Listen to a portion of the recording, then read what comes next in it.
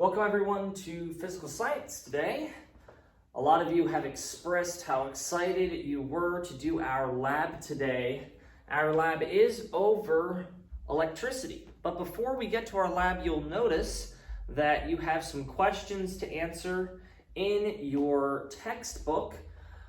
Of course, I'm going to be asking the class, but you are allowed to use your personal electronic device during this time to search up some answers. You should have grabbed one from the office this morning if you do not own one. Is there anyone who does not have their personal electronic device today? I have a couple to spare. Here you go. Please make sure you bring it next time we have class. Now, if you will open up with me to page 119, that is lab 17, we'll learn a little bit about electrical circuits today. Let's answer a couple of questions today. First question. Electricity involves the movement of what subatomic particle? Jalen. That is the electron. You are correct. Now, one more question related to the electron. What is the charge of an electron? Elaine? It is not positive. Why don't you look it up on your iPad that you have there? You are correct. It is negative. Now, there is a positive particle. That's part of an atom. Does anyone know what that positive particle is called? Lillian? You are right. It is called a proton. And there's also a neutron, which is a neutrally charged particle in the atom. It makes up the majority of the atomic mass that we have learned about just a little bit in the chapter before this. One more question. You'll notice question number 3 asks us, which inventor is responsible for the invention of the modern light bulb? Look that up. Oh, some of you don't even need to look it up. You're just brilliant as it is. Esther, you are correct. It's Thomas Edison. In fact, Thomas Edison failed at his invention. I'll give a bonus point to the one who looks up the fastest. How many times Thomas Edison failed? He didn't even look it up. What do you think? No, it isn't 100 times. Let's see. All right, way in the back, Levi. You're right, it is 10,000 times. He's quoted as saying, well, somebody turned their watch off back there. He's quoted as saying, I have not failed 10,000 times to stop now, or something along the lines of that quote. Just a reminder, a great reminder of the persistence of Thomas Edison. Now, I'm sure that many of you can think of a reason to use electricity, and it shouldn't be hard to come up with some of the ways that electricity is useful. But just a thought from the Bible, it says in the book of Proverbs, chapter 18, verse 15, an intelligent heart acquires knowledge, and the ear of the wise seeks knowledge. It is a good idea to have a general knowledge of things just so you can be useful for the Lord. I think about your dad, Brad, and your grandfather. They helped build this very building because they have the knowledge of electricity, and they use that knowledge to serve God. What an awesome thing. And we're going to learn a little bit more about electricity. Maybe you can contribute to the growth of the church by your knowledge of electricity. Kind of cool. And number 2, in Colossians 3:23 through 24, it says, whatever you do, work heartily as for the Lord, not for men, knowing that from the Lord you will receive the inheritance as your reward. You are serving the Lord Christ. So some of you will be called into the capacity of being maybe an electrician, or maybe someone who has to work with electricity, like an engineer, or a computer scientist, or someone who works in information technologies, or cybersecurity. You need to know a whole lot about electricity. Even if you are just a man and you own a home, you need to know a little bit about electricity. You don't want to be calling up the electrician to replace an outlet when you could have done it yourself. So, just a couple things to think about as we proceed into Lab 17 of electrical circuits. Now,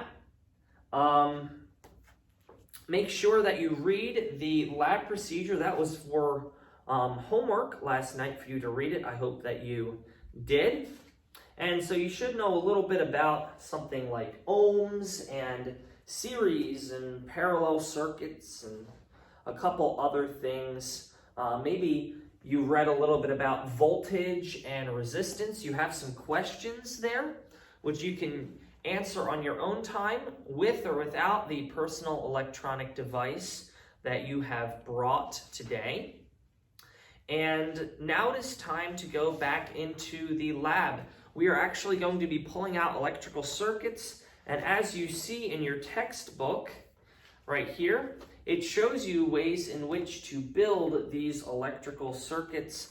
In fact, I have 10 different patterns that you can build, and hopefully they're going to teach you the different ways in which parallel and series circuits and open and closed circuits can be set up.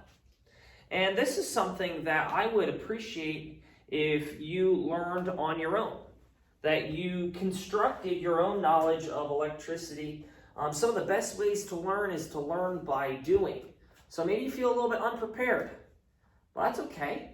You'll learn by doing. There's a nifty guide, and I'll be around to make sure that you can build the series and parallel circuits, numbers 1 through 10, and that you have everything that you need.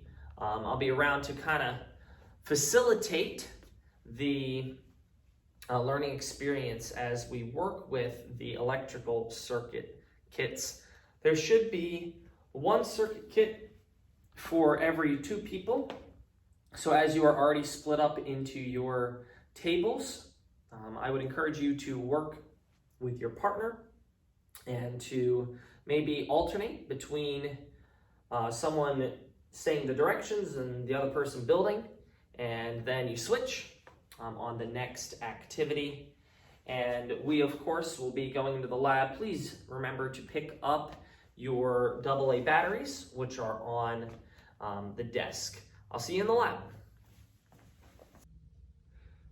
Good job, Miguel. You've done an excellent job at setting up your circuit.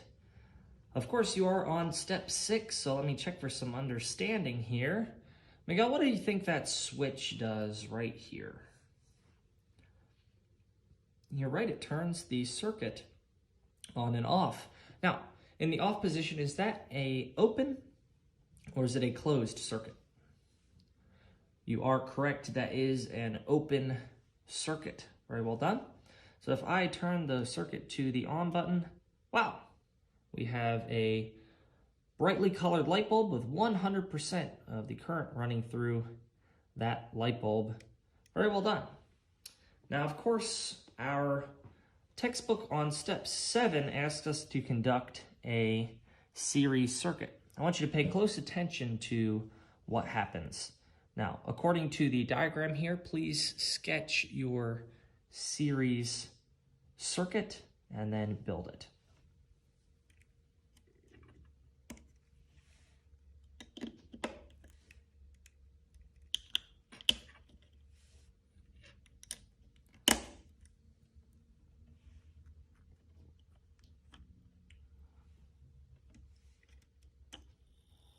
Miguel, I can see your future being that of an engineer. Good job so far.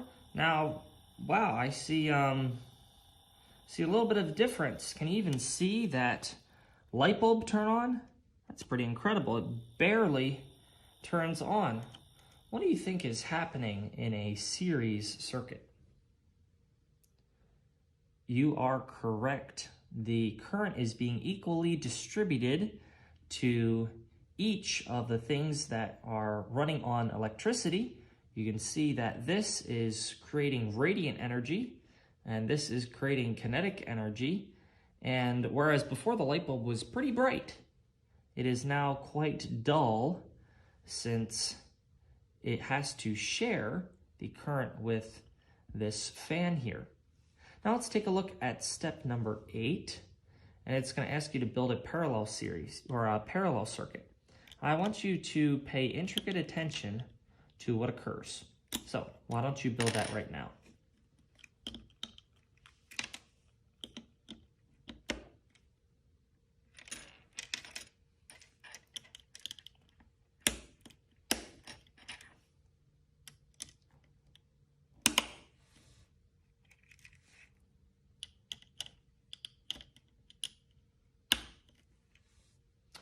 Interesting. Now, what do you think will happen?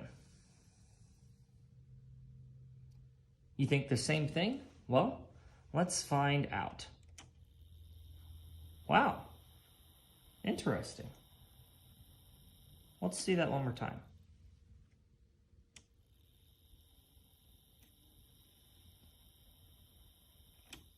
Yeah, the light bulbs seem to get significantly brighter this time around than the last time around. You see, as you are about to read at the end of step 8, a parallel circuit does not equally distribute 50% of its power between two different items. It gives 100% of its power to each of those two items. Now, of course, this method drains the battery a little bit quicker, and, well, it also requires a little bit more tools as you've used quite a bit more connectors here. But it is a very effective method. Can you think of anything that you might have seen with a series or a parallel circuit? No? Well, it is Christmas season. How about some Christmas lights? Do you remember those Christmas lights that if one light blew out, the entire thing blew out? Well, it was kind of like a series circuit. When you remove one small item, the entire series breaks apart. And let me show you how that works. Okay, let's move this over here, and we'll make it back into a series circuit. And, all right, we'll turn it on, and here it's working pretty slowly, and all of a sudden, pop! One of the Christmas lights blew out. Well, you can see the rest of the Christmas lights blew out as well.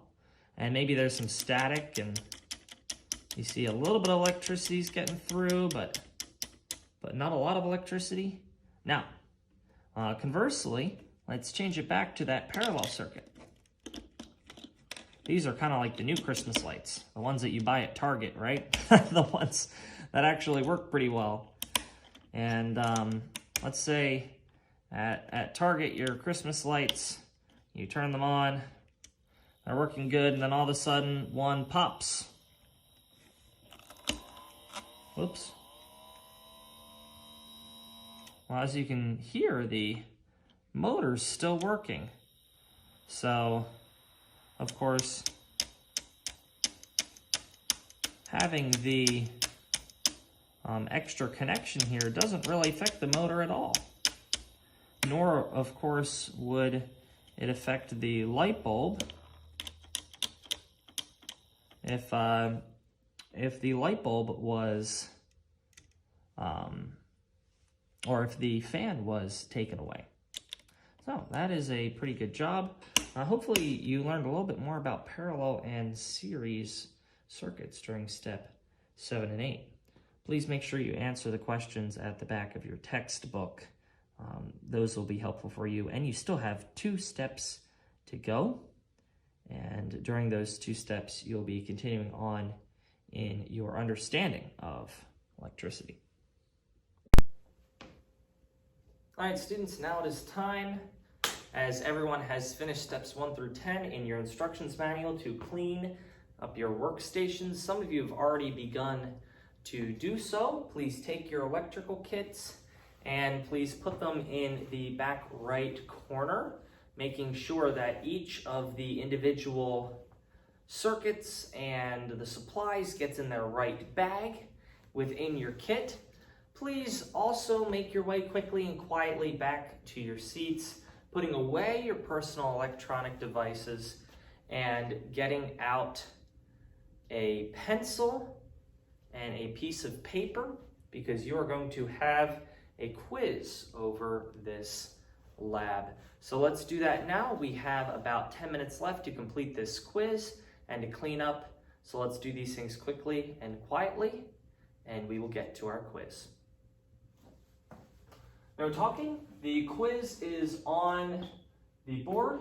I will read it to you, and you can read it silently in your head as you answer the questions. Some of these are short answer, some of these are matching, and some of these are true or false questions. I hope you're ready. Question number 1. Which term means a safety switch made of metal that prevents a circuit from getting too strong? Question number 2. What is an emergency cutoff switch that opens or closes all circuits? It is found in every home. Question number 3. What dangerous situation occurs when electricity finds a shortcut through a circuit and avoids the load entirely? Question number 4. What inventor designed the first working incandescent lamp? Questions numbers 5 through 8. You do have a matching section. Letter A is ampere, letter B is watt, C hour, D load, E ohm, and F volt. Number 5, what is the unit for voltage? Number 6, what is the unit for current? Number 7, what is the unit for power? Number 8, what is the unit for resistance?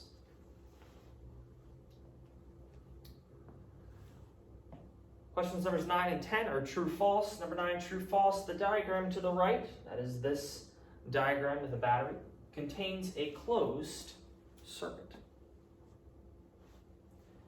Question number 10, the diagram to the right, that is this diagram here, shows a parallel circuit. When you're finished, please flip your paper over and make sure, double check that your name is on the top. You also need to bring out a red pen so that when you exchange your papers with your partner, you can adequately grade their paper with a red pen.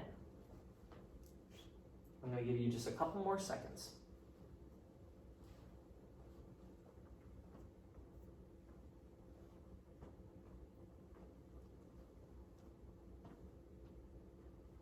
All right, please take your paper and exchange it with your lab partner, your neighbor. And let's grade this. Question number 1. Safety device made of metal prevents a circuit from getting too strong is a fuse. Question number 2. Emergency cutoff switch opens or closes all circuits is a circuit breaker. You should probably have one at your house. It might be outside or maybe in your garage. Mine is outside at my house. Question number 3. What dangerous situation occurs when electricity finds a shortcut? That would be a short circuit. Question number 4. What inventor designed the first working incandescent lamp? As we talked about at the very beginning of class, that was Thomas Edison. Number 5. Voltage is measured in the volt, letter F. Current is measured in letter A, the ampere. Power is measured in the watt, letter B. And number 8, resistance is measured using the ohm, letter E. Last 2 questions, true or false. Question number 9, the diagram to the right contains a closed circuit. That is false. It is an open circuit. You can see that is not connected right here. And question number 10, the diagram to the right shows a parallel circuit. That is true. It is set up as a parallel circuit instead of a series circuit, and a good one at that. Well, please make sure you pass your papers into the front and then all the way to the right. Get them to Esther, and you may be dismissed. Have a great day and come ready to continue learning about electricity tomorrow. Thank you all.